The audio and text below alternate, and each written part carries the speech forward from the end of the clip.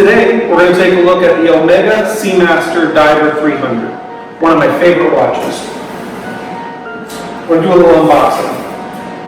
The watch comes with an outer shipping container, cardboard basically, and inside is a really fancy white box, which houses an even fancier wooden box.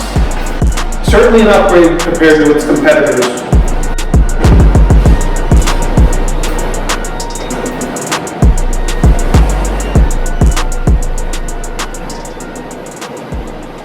This watch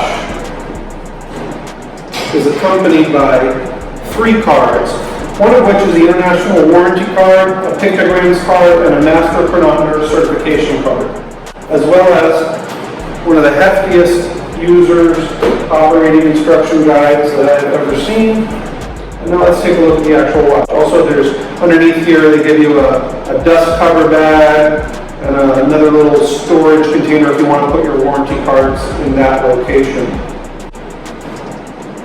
So, taking a look at the watch up close, we have something pretty special. One of the things that makes the Diver 300 so special is that it has a helium escape valve, much like one of its bigger and more powerful competitors, the Rolex Sea Dweller.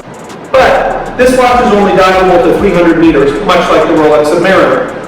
Still, 2 excellent watches that are significantly more expensive than this. This watch, on the US market as of right now, we're on August 1st, 2020, prices in at under $5,000, whereas its competitors are in the, let's say, $9,000 to $12,000 price range. One of the things that's really cool about this watch is its construction. Obviously a steel case, but what we're seeing here with the bezel and the dial is that they're both made of zirconium oxide. And on the dial, there's a demarcation that says ZR02. David, roll in a photo so they know what I'm talking about. No, I meant roll in a photo in post-production. This watch houses Omega's in-house caliber 8800 movement. It has a coaxial escapement, which is a big upgrade again from its competitors. It has a 55-hour power reserve, and it's capable of enduring 15,000 Gauss.